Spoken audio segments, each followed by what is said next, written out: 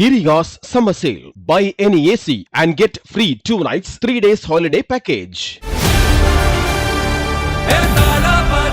மக்களுக்கு நல்லது பண்றதுக்கு அரசியலுக்கு வாங்கடா, கொள்ளை அடிக்கிறது கொலை பண்றதுக்கு அரசியலுக்கு. உடம்பு சரியில்லைன்னு சொன்னாங்க. என் பிள்ளை நின்று தான் இருப்பேன். நான் போறேன் பார்த்தா பிள்ளைய கழட்டி வச்சுக்கிறாங்களே. 2 நாளுக்கு முன்னாடி அடிச்சு படுவாங்க. ஆனா நான் இங்கதான் இருக்கிறேனா, நான் இங்க இருக்கிறேன், நீங்க வந்தே ரிட்டர்ன் போங்கன்னு தானே சொன்னா. அப்ப என் பிள்ளை எங்க? என்னுடைய தங்கச்சி பையன் பேபி அவனை வந்து லாக்அப்ல வச்சு சாவிச்சிட்டாங்க. நடக்க வச்சு தான் கூட்டின்னு போயிட்டு வண்டியில் ஏற்றின்னு போனாங்க. ஏற்றின்னு போகும்போது அவன் வந்து தெளிவாக தான் இருந்தான். அவனை வந்து சங்கர் நகர் போலீஸ் ஸ்டேஷன் அடிச்சாங்களா இல்லை ஜெயிலில் அடிச்சாங்களா தெரியல. அங்கே அவனுடைய உயிர் போயிடுது.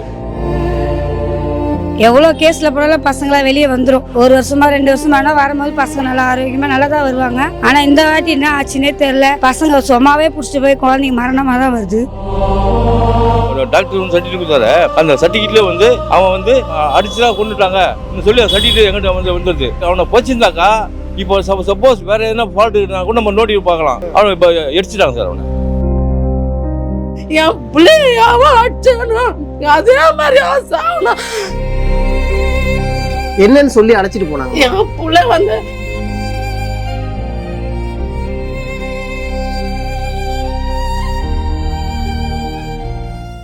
கில்லி சார் எனக்காக எங்கள் பிள்ளைக்காக வந்தார். வந்து இனி எனக்கு நியாயம் கிடைக்கணும், என் பிள்ளைக்காக நியாயம் கிடைக்கணும். எனக்கு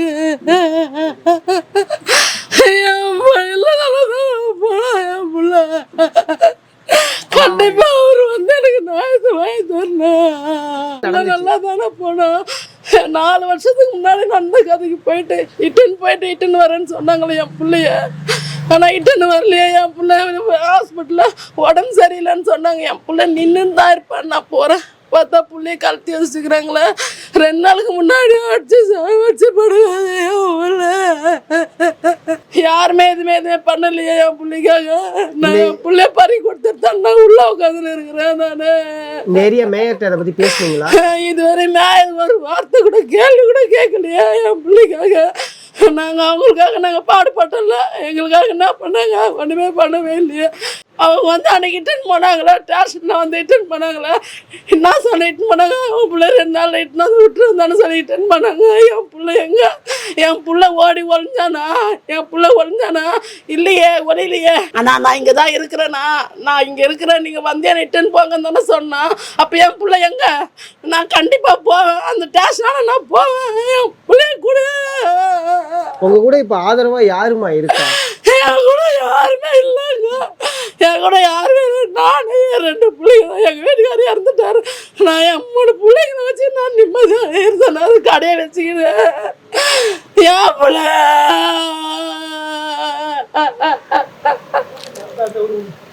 எனக்கு என் பிள்ளை வேணும்.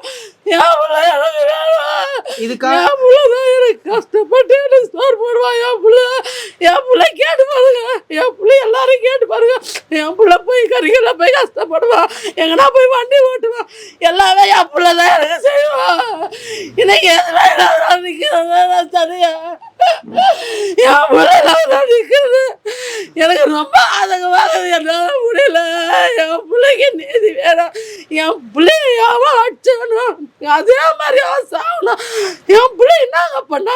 என் பிள்ளை என்ன தப்பு பண்ணா? அதை மட்டும் சொல்லுங்க. என்னன்னு சொல்லி அழைச்சிட்டு போனாங்க. என் பிள்ளை வந்து கையெழுத்து போட வரலன்னு, அது கூட அத்தனைக்கும் அந்த போலீஸ்கார ஃப்ரெண்டு தான். அவர் ஒரு வார்த்தை கூட சொல்ல, நீ கோர்ட்டு மூலியமா வந்து பார்த்துக்கோ அந்த ஒரு வார்த்தை சொல்லியிருந்தா கூட இது முடிஞ்சு போயிருக்குமே. பிள்ளைய நல்லா இட்டுன்னு போயிட்டு இந்த மாதிரி சாவச்சு என் பிள்ளைய கொடுத்துட்டாங்களே. இது நியாயமா நடக்குமா? இது எங்கண்ணா எனக்கு தெரியாது. என் பிள்ளை எனக்கு வேணும். என் பிள்ளை இல்லாத என்ன?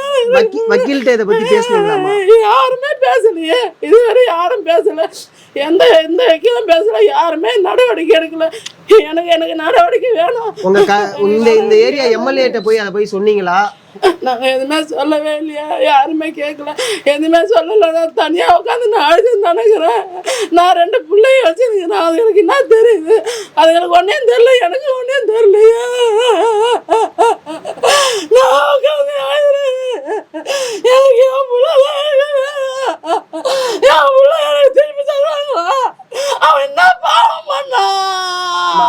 இருங்க அழுவாதீங்கம்மா அழுவாதீங்கம்மா. அவன்தாம்மா, அவனா.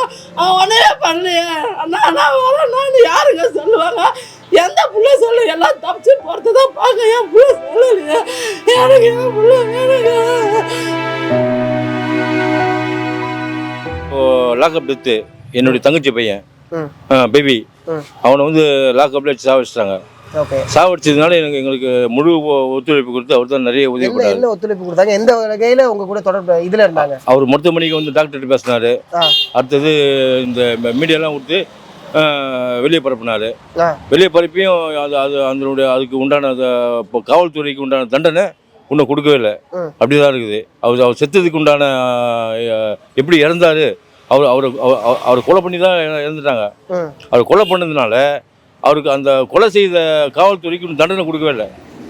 இது சம்பந்தப்பட்ட இப்ப இருக்கக்கூடிய கரண்ட் எம்எல்ஏ போய் சந்திச்சீங்களா? இல்ல உங்க ஏரியா மேயரை போய் சந்திச்சீங்களா? அவங்க எந்த வகையில? மேயர் வந்து வந்தாங்க, ஹாஸ்பிட்டலுக்கு வந்தாங்க. டாக்டர் வந்து பெபி வந்து அவன் குடிச்சு உடலில் இருக்கிற கிட்னி போயிடுச்சு, ஈரில் போயிடுச்சு, கொலை போயிடுச்சு சொன்னார். ம். அதுக்கு மேயர் நம்ம தலையை மட்டும் தான் ஆட்டினாங்க. அதுக்கு உண்டான ஆன்சர் கொடுக்கல. அதுக்கு டாக்டர் மனசு உங்களுக்கு கோரிக்கை என்ன இருக்குதான்னு கேட்டார் என்ன. நான் சொன்னேன், ஆமாம் சார் குறை இருக்குது. எங்கள் தங்கச்சி பையனை வந்து நடக்க வச்சு தான் கூட்டின்னு போயிட்டு வண்டியில் ஏற்றின்னு போனாங்க. ஏற்றின்னு போகும்போது அவன் வந்து தெளிவாக தான் இருந்தான். அவனை வந்து சங்கர் நகர் போலீஸ் ஸ்டேஷன் அடிச்சாங்களா இல்லை ஜெயிலில் அடிச்சாங்களா தெரியல. அதனால் அவன் அங்கே அவனுடைய உயிர் போயிடுது. உயிர் போன உடனே வந்து ஹாஸ்பிட்டலில் படுக்க வச்சுட்டு சும்மா அந்த படுப்பை விட்டு மூச்சு போகிற மாதிரி கிரியேட் பண்ணாங்க. அது இல்லை சார், செத்து போயிட்டான். செத்து போனவனுக்கு எதுக்கு இந்த படுப்பு வச்சு உட்காந்துக்கிறீங்க? அது அந்த சாவடிச்சவன் மேலே நீங்கள் உடனே நடவடிக்கை எடுங்க இன்னும் சொன்ன உடனே நடவடிக்கை எதுவுமே இல்லை. அப்படியே ஸ்டாப் பண்ணிட்டாங்க.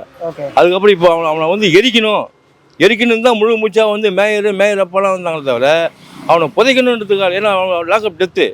அவன் உடம்பு ஃபுல்லாக காயம். இப்போ சர்டிஃபிகேட்லேயே வந்துடுது. இப்போ டாக்டர் வந்து சர்டிஃபிகேட் கொடுத்தாரு. அந்த சர்டிஃபிகேட்லேயே வந்து அவன் வந்து அடிச்சுதான் கொண்டுட்டாங்க சொல்லி அந்த சர்டிஃபிகேட் எங்கிட்ட வந்துடுது. ஆனால் இப்போ அவனை போச்சிருந்தாக்கா இப்போ சப்போஸ் வேறு எதனா ஃபால்ட்டுனா கூட நம்ம நோட்டி பார்க்கலாம். அவனை இப்போ எரிச்சிட்டாங்க சார். அவனை எரிச்சதுனால தான் இப்போ வந்து எந்த ஒரு ஆதாரம் இல்லாமல் தவிச்சிக்கிறோம் நாங்கள். புனிதனுடைய தம்பி நீங்க? ஆமாம். ஓகே. நீங்க இப்ப இருக்கக்கூடிய எம்எல்ஏட்டையும் மேயரையும் போய் சந்திச்சீங்களா? அவங்க என்ன சொன்னாங்க? யாருமே சந்திக்கவே இல்லை. சரத்குமார் மட்டும் தான் வந்தாரு. இதே மாதிரி இப்போ ஜெயிலுக்கு இப்போ பசங்களாம் நிறைய ஃபர்ஸ்ட்லாம் போயிடுச்சிங்கன்னா எவ்வளோ கேஸில் போனாலும் பசங்களாம் வெளியே வந்துடும். 1 வருஷமா 2 வருஷமா ஆனால் வரும்போது பசங்க நல்லா ஆரோக்கியமாக நல்லா தான் வருவாங்க. ஆனால் இந்த வாட்டி என்ன ஆச்சுன்னே தெரில. பசங்க சும்மாவே பிடிச்சிட்டு போய் குழந்தைங்க மரணமாக தான் வருது. அப்போ பெரிய சத்தன்னைக்கு ஏற்கனவே ஒரு பையன் இறந்துட்டு இருக்கிறான். அந்த பையன் வீட்டில் கூட எவ்வளோ கஷ்டப்படுவாங்க. அப்போ இந்த ஆட்சி என்ன ஆட்சியாக இருக்கும்? எதுக்கு சென்டரில் பிடிச்சிட்டு போய் இதுமாரி பண்ணுறாங்க? இதெல்லாம் எங்களோட கோரிக்கை. மக்களுக்கு நல்லது பண்றதுக்கு அரசியலுக்கு வாங்கடா. கொலை பண்றதுக்கு அரசியலுக்கு. Giriya's Summer Sale. Buy any AC and get free 2 nights, 3 days holiday package.